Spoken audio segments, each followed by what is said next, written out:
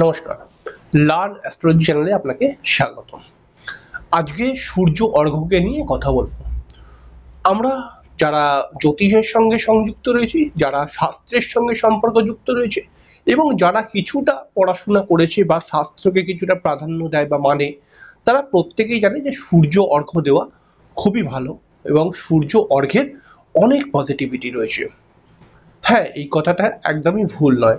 সূর্য অর্ঘ্যের অনেক পজিটিভিটি রয়েছে এবং সেই পৌরাণিক যুগ থেকে মুনি ঋষিরা বারবার বিভিন্নভাবে বলে এসছেন যে প্রত্যেক মানুষ কোনো দেবতার পুজো করুক বা না করুক, সূর্যদেবকে কিন্তু অবশ্যই অর্ঘ্য দেওয়া উচিত, সূর্যের আরাধনা করা উচিত। তাহলে এই সূর্যদেবকে অর্ঘ্য দিলে পারে কি হয়?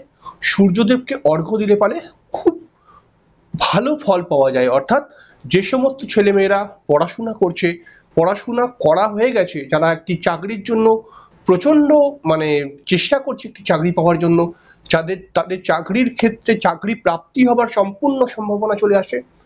যারা জীবনে যে কর্মেই থাকুক না কেন, যারা স্ট্রাগল করে যাচ্ছে কিন্তু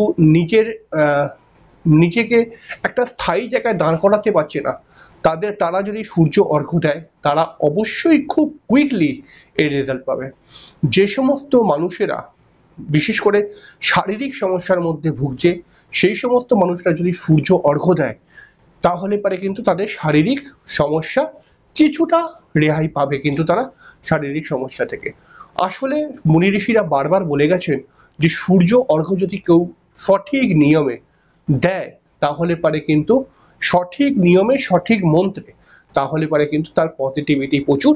এবং আপনি যদি প্রত্যেক দিন সূর্য অর্ঘ্য সঠিক নিয়মে দেন, তাহলে পারে আপনাকে কেউ রুখতে পারবে না, আপনার উন্নতি হবেই হবে। সূর্যদেবের কৃপা আপনার উপরে এসে যদি পড়ে, আপনাকে যদি সূর্যদেব কৃপা করেন, তাহলে আপনাকে সারা দুনিয়া চিনবে। আপনি খুব তাড়াতাড়ি কিন্তু আলোতে চলে আসবেন, অর্থাৎ লোকের নজরে চলে আসবেন, অর্থাৎ নিজের একটা নিজের জায়গা তৈরি করতে পারবেন। আসলে সূর্যদেবকে অর্ঘ্য দেওয়ার কিন্তু বেশ অনেকগুলো পজিটিভিটি রয়েছে এবং আমাদের জন্মচক্রের মধ্যে যে রবি গ্রহটি রয়েছে, এই রবি গ্রহটিও কিন্তু অবশ্যই, আপনি যদি সূর্যকে অর্ঘ্য দেন, সূর্যদেবকে অর্ঘ্য দেন, তাহলে আপনার জন্মচক্রের রবি গ্রহটি অবভিয়াসলি ভালো হয়ে যাবে। তাহলে এই অর্ঘ্য দেওয়ার কে কেন্দ্র করে বেশ কয়েকটি প্রশ্ন আসতে পারে। এই সমস্ত প্রশ্নগুলোকে আমি ক্লিয়ার করব। সূর্য অর্ঘ্য দেওয়া নিয়ে প্রত্যেকটি বিষয় নিয়ে আমি কথা বলবো। অনেক মানুষ বলে, আমি এরকম অনেক মানুষের কাছে শুনেছি যে স্যার, আমার তো জন্মছকের মধ্যে সূর্য রবি উচ্চস্থ, আমি কি তাহলে সূর্যকে অর্ঘ্য দিতে পারি? বা আমার কি সূর্যকে অর্ঘ্য দেওয়া উচিত? আমাকে একজন বলেছে যে তোর তো রবি উচ্চস্থ, তুই আর অর্ঘ্য দিয়ে কি করবি? না, প্রত্যেক মানুষ যার জন্মছকের মধ্যে রবি খারাপ, যার জন্মছকের মধ্যে রবি কোনোভাবে অশুভ গ্রহের সঙ্গে কানেকশন ক্রিয়েট করেছে, যার জন্মছকের মধ্যে রবি অশুভ যোগের মধ্যে রয়েছে, যার জন্মছকের মধ্যে রবি খুবই ভালো, যার জন্মছকের মধ্যে রবি উচ্চস্থ, প্রত্যেকটি মানুষের প্রথম কাজ হচ্ছে সূর্যদেবকে অর্ঘ্য দেওয়া। যদি আপনি সূর্যদেবকে সঠিক নিয়মে সঠিক মন্ত্রে অর্ঘ্য দিতে পারেন, এর রেজাল্ট 6 মাস 1 বছর নয়, 3 মাসের মধ্যে আপনি রেজাল্ট পাবেন। এবং যে সমস্ত আমার জ্যোতিষ ভাই বোনেরা রয়েছে, যারা জ্যোতিষ নিয়ে চর্চা করছেন বা জ্যোতিষ পড়াশোনা করছেন বা পড়াশোনার মধ্যে এসেছেন, তাদেরকে আমি অবশ্যই রিকোয়েস্ট করব যে যদি আপনারা যদি নিজেকে প্রতিষ্ঠিত করতে চান, অবশ্যই সূর্য অর্ঘ্য প্রত্যেকদিন দেবার চেষ্টা করুন। এবারে একটি কথা মাথায় রাখতে হবে। তাহলে একটি প্রশ্ন আসবে যে স্যার, সূর্য অর্ঘ্য কি দিয়ে দেব?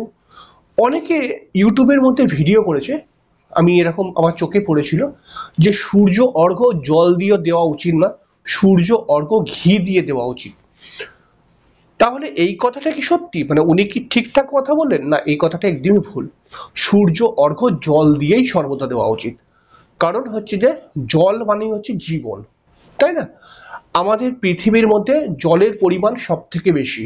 আমাদের কাছে সব থেকে, যদি আমরা বলি, সব থেকে যে সহজে আমরা যে জিনিসটা প্রাপ্তি করতে পারি, জল, এবং সব থেকে আমাদের কাছে মূল্যবান হচ্ছে জল, তাহলে সূর্যদেবকে যেটা আমাদের কাছে সব থেকে গুরুত্বপূর্ণ, সেই জিনিসটাকে আমরা অর্ঘ্যের মাধ্যমে দান করব সূর্যদেবকে। তাহলে সেক্ষেত্রে জলই অবশ্যই নেওয়া উচিত। অর্ঘ্যের মাধ্যমে আমি জল দেব এবং মন্ত্রের মাধ্যমে আমি আমার শ্বাস, মন্ত্র প্রত্যেকটা বলবো, তার সঙ্গে সঙ্গে আমার শ্বাস প্রশ্বাস যেটা রয়েছে সেটাও কিন্তু ওই অর্ঘ্যের সঙ্গে আমি দান করছি। অত্যন্ত ভালো রেজাল্ট পায়। আমি যেরকম ভাবে অর্ঘ্য দেওয়ার কথা বলবো, এইভাবে অর্ঘ্য দিন, দেখুন কি রেজাল্ট আসছে। অর্ঘ্য দেওয়ার জন্য বিভিন্ন মন্ত্র বিভিন্ন জায়গায় আমরা দেখতে পাই।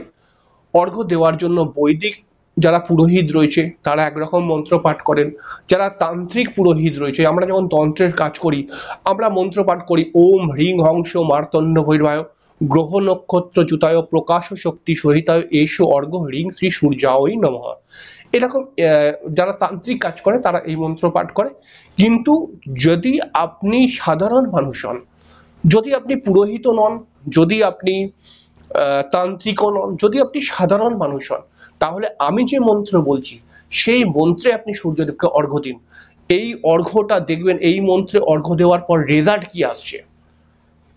তাহলে সূর্যদেবকে যে অর্ঘ্য দেওয়া হয়, এই অর্ঘ্য দেওয়ার উৎকৃষ্ট স্থান মুনি ঋষিরা কোনটা বলেছে, যে মুনি ঋষিরা বলে গেছেন যে সূর্যদেবকে অর্ঘ্য দেওয়ার যে প্রথম নিয়ম, সূর্য ওঠার 2 ঘন্টার মধ্যে সূর্যদেবকে অর্ঘ্য দেওয়া উচিত এবং সূর্যদেবকে সর্বদা নদীর মধ্যে দাঁড়িয়ে, জলাশয়ের মধ্যে দাঁড়িয়ে, আর কি নদী নয় জলাশয়ের মধ্যে দাঁড়িয়ে সূর্যদেবকে অর্ঘ্য দেওয়া উচিত।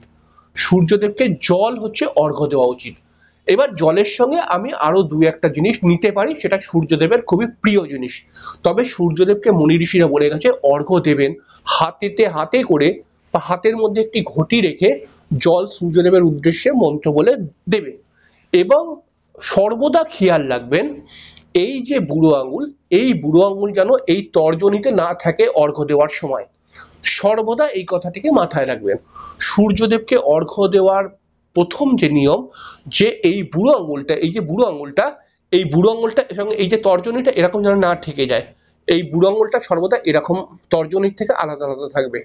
এইরকম ভাবেই সূর্যদেবকে অর্ঘ্য দেব। এই যে এর মধ্যে জল নিলাম, জল নিয়ে এই সূর্যদেবের উদ্দেশ্যে দিলাম, এরকম ভাবে অর্ঘ্য দিতে হয়। এবারে মুনি ঋষিরা আরো একটি কথা বলেছে, যে প্রত্যেক বাড়িতে বা প্রত্যেক বাড়ির মানুষ, প্রত্যেক মানুষের সামনে জলাশয় নাও থাকতে পারে, কোনো নদী বা কোনো পুকুর বা কোনো ঝিল নাও থাকতে পারে, তাহলে তারা কিভাবে অর্ঘ্য দেবে। সেক্ষেত্রে মুনি ঋষিরা বলেছে, আমি যে কথাগুলো বলছি একদম এটা কিন্তু পৌরাণিক বই থেকে তুলে এনে কথাগুলো বলছি। সেই ক্ষেত্রে মুনি ঋষিরা বলেছে যে সর্বদা সূর্যদেবকে অর্ঘ্য যখন দেবেন তখন নিজের মাটিতে কিছুটা জল ছিটিয়ে দেবেন। জল ছিটিয়ে তার মধ্যে আপনি বসে বা তার মধ্যে ওই জল ছিটিয়ে তার ওপরে, আর কি জলটা ছেটানো হয়ে গেল মাটিতে, একটু হালকা ছিটিয়ে দিলেন, তার উপরে আপনি বসে বা তার উপরে একটি লাল আসন রেখে পূর্ব দিকে মুখ করে সূর্যদেবের উদ্দেশ্যে অর্ঘ্য দেবেন। মুনি ঋষিরা এটাও বলে গেছেন যে সূর্যদেবকে এটাও বলেছেন যে সূর্যদেবকে অর্ঘ্য দেওয়ার সময় 3টে জিনিস অবশ্যই নেবেন, জল, লাল চন্দন এবং একটি লাল পুষ্প। এই কথা কিন্তু শাস্ত্রীয় নিয়ম অনুসারে বলছি, এইটা দিয়ে অর্ঘ্য দেওয়া উচিত। এখানে বিভিন্ন তান্ত্রিক ক্রিয়াকর্মের জন্য তিলটাকে যোগ করা হয়েছে, তার বিভিন্ন ব্যাখ্যা রয়েছে। তবে সূর্যদেবকে উদ্দেশ্যে তিল দান করা, অর্ঘ্যের মাধ্যমে তিল দান করা, তার একটা অন্য ব্যাখ্যা রয়েছে। কিন্তু সূর্যদেবের অর্ঘ্য দেওয়ার প্রধান নিয়ম জল, তার সঙ্গে একটুখানি লাল চন্দন, তার সঙ্গে একটুখানি লাল ফুল। লাল চন্দনের ক্ষেত্রে একটুখানি বলেছে যে লাল চন্দনটা বেটে নেবেন, ঠিক আছে। এবার অনেক মানুষ বাটে না, ওই চন্দন গুঁড়ো পাওয়া যায় দশকর্মার দোকানে, ওখান থেকে কিনে এনে দিয়ে দেয়। তাহলে আপনার কাছে যদি ধরুন আপনার কাছে লাল চন্দন বাটার মতো সামগ্রী নেই, তো সেক্ষেত্রে আপনাকে চন্দন দিতে হবে না, আপনি জল এবং জলের মধ্যে একটি যে কোনো লাল ফুল আপনি দিয়ে দিন, দিয়ে সূর্যদেবের উদ্দেশ্যে অর্ঘ্যটা দিন। এবারে বলে যে সূর্য অর্ঘ্য যারা সকাল বেলায় সূর্য উদয় থেকে, যে আকাশটা সূর্য উদয় যখন সূর্য ওঠে তখন দেখবেন আকাশটা একটু লালচে লালচে হয়ে যায়। এই লালচে লালচে হয়ে যাবার সময় মানে যখন সূর্য ওঠে তখন থেকে আপনি যদি 1 ঘন্টা 1.5 ঘন্টা 2 ঘন্টা দেখেন, দেখবেন আকাশটা একটু লালচে লালচে হয়ে থাকে।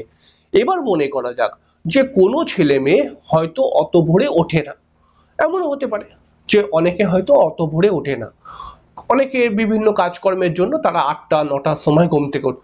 যদিও বা শাস্ত্র বলেছে যে সকাল সকাল যে ঘুম থেকে ওঠে না তার কিন্তু উন্নতি অবশ্যই বাধাপ্রাপ্ত হবে, সূর্যদেব তার উপরে কিন্তু মানে রুষ্ট থাকে, ঠিক আছে, তার কিন্তু সম্মান হানি হতে পারে কোনো বি কারণে, বা তার ডেভেলপমেন্ট এরকম সূর্যদেবের কোনো প্রবলেম তার ক্ষেত্রে আসছে, তার উন্নতির ক্ষেত্রে কোনো সমস্যা আসতে পারে, তার সম্মান হানি হতে পারে, সে হয়তো নিজের কাজের দাম পাচ্ছে না, এরকম অনেক কিছু হতে পারে, ঠিক আছে। তো সেক্ষেত্রে বলেছে যে যারা একটু দেরি করে ঘুম থেকে ওঠে তারা দেখুন, দেরি করে ঘুম থেকে উঠলে পারে যে সূর্য অর্ঘ্য দেওয়ার আসল তো নিয়ম নয়, কিন্তু তবুও যারা ঘুম থেকে দেরি করে উঠছে তারাও যদি চান করার সময় অর্থাৎ দুপুর 12টার মধ্যে যদি তারা স্নান করে, এবং তার মধ্যে দুপুর 12টার পরে কিন্তু অর্ঘ্য দেওয়ার আর নিয়ম নেই, মানে দুপুর 12টার কথা বলছি যে এটা কনসিডারে, আসলে সূর্য অর্ঘ্য দেওয়ার উচিত কিন্তু সকাল 6টার মধ্যে। এইবার যে মানে নেই মামা চেয়ে কানা মামা ভালো বলে একটা কথা রয়েছে, তো সেই ক্ষেত্রে যারা একটু বেলা করে উঠছে তাদেরকেও বলেছে শাস্ত্র যে ঠিক আছে তোমরা 11টা 11:30 12টার মধ্যে, 11:30টার মধ্যে 12টাও নয় 11:30টার মধ্যে স্নান টান সেরে পূর্ব দিকে মুখ করে জল এবং লাল ফুল দিয়ে সূর্যদেবের উদ্দেশ্যে অর্ঘ্য দেবেন আর কি, এরকম কথাটা বলেছে। তো সূর্যদেবের উদ্দেশ্যে অর্ঘ্য দেবে কেমন করে, যে হাতের মধ্যে একটা ঘটি নেবে, ঘটির মধ্যে একটু জল নেবে, জলের মধ্যে একটা ফুল দিয়ে দেবে, হাতের মধ্যে ঘটিটা নেওয়া হলো, বুড়ো আঙুলটা যেন তর্জনীতে না থাকে, হাতের মধ্যে ঘটিটা রয়েছে, ঘটিটা এরকম করে উল্টে দেবো সূর্যদেবের উদ্দেশ্যে মন্ত্র বলতে বলতে। এবারে খুব গুরুত্বপূর্ণ যে আমি কি মন্ত্রে সূর্যদেবকে অর্ঘ্য দেব যাতে সূর্যদেব প্রচন্ড প্রসন্ন থাকে আমাদের উপরে। একটাই মন্ত্র বলেছে শাস্ত্র, বলেছে এই মন্ত্র তুমি যদি এই মন্ত্র দিয়ে সূর্যদেবকে অর্ঘ্য দিতে পারো তোমার ডেফিনেটলি রেজাল্ট খুব কুইকলি পাবে। সেটা হচ্ছে কি, ওম ব্রহ্ম স্বরূপনে হ্রি শ্রী শ্রী সূর্য নারায়ণায় নমঃ।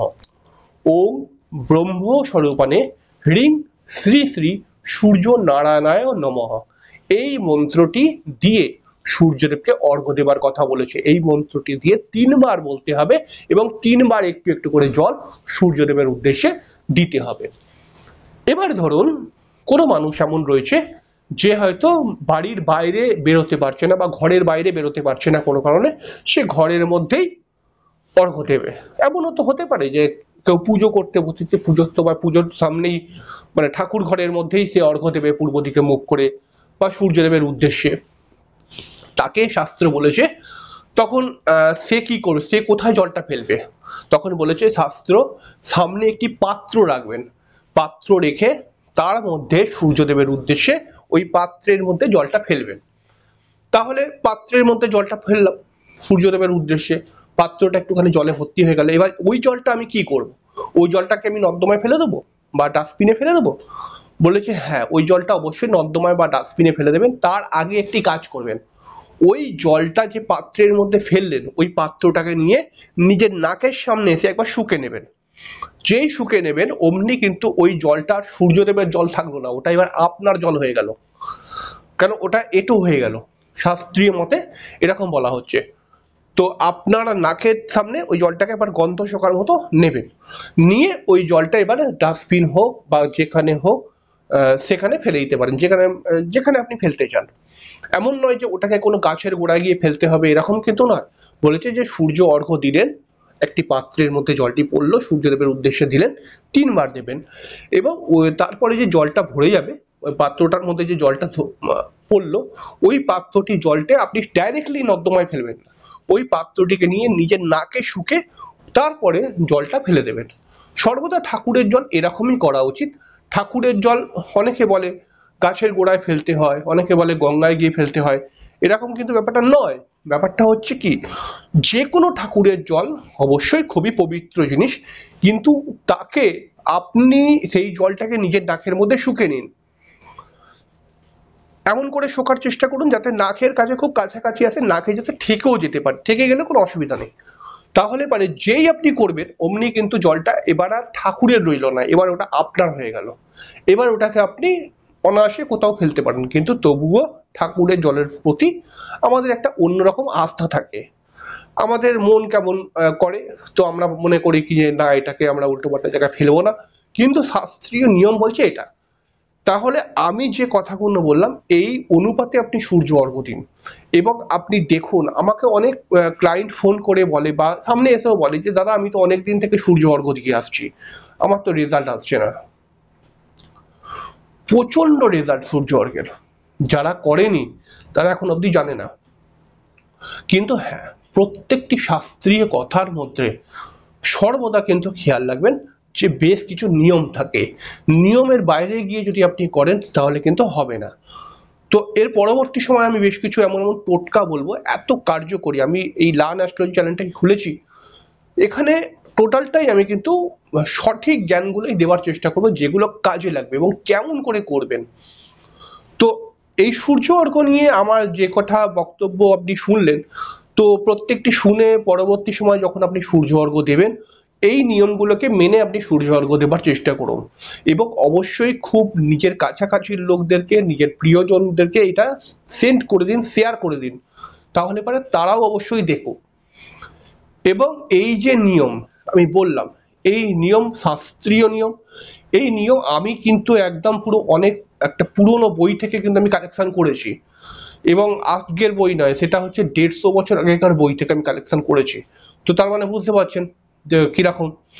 তো সেক্ষেত্রে এরকম ভাবে আপনি সূর্য অর্ঘ্য দিন। বিভিন্ন লোক বিভিন্ন কথা বলে, আমি শুনেছি, সেই দিকে কান না দিয়ে যেরকম প্রসেস আমি বললাম সেই প্রসেসে আপনি করুন, দেখুন তারপরে এর রেজাল্ট কি আসছে। পরবর্তী সময় আমি একটি ভিডিও করব নিজের বাড়িতে বসে সাধারণ মানুষ, তান্ত্রিকদেরকে ডেকে নয়, সাধারণ মানুষ নিজের বাড়িতে বসে কি করে হবন করবেন, করে কত রকম কাজ করতে পারবেন দেখবেন। আপনার বাড়িতে বসে আপনি এবং আপনার স্ত্রী, যাই হোক পুজো আচ্ছার সময় বা একটি ভালো কাপড় জামা পরে পরিষ্কার পরিচ্ছন্ন হয়ে মা লক্ষ্মীর কৃপা পাওয়ার জন্য, ব্যবসার উন্নতির জন্য, গণেশের পুজো করার জন্য, পড়াশোনা যাতে আরো ভালো হয় এর জন্য সরস্বতী মন্ত্রে হয়তো মা এবং ছেলে বসলো, হবনের মাধ্যমে কি করে ডেভেলপমেন্ট করা যায় বাড়িতে বসে হবন, এবং অত্যন্ত ভালো রেজাল্ট পাবেন। এটা নিয়ে আমি পরবর্তী সময় বলবো। তো অবশ্যই এই অনুষ্ঠানটি আপনার কেমন লাগলো অবশ্যই জানাবেন। আমার খুব সামান্য জ্ঞান থেকে আমি কিছুটা শেয়ার করলাম। তো যাই হোক, বাদবাকিটা আপনাদের ব্যাপার, আপনারা শুনলেন, আপনাদের কেমন লাগলো অবশ্যই বলবেন।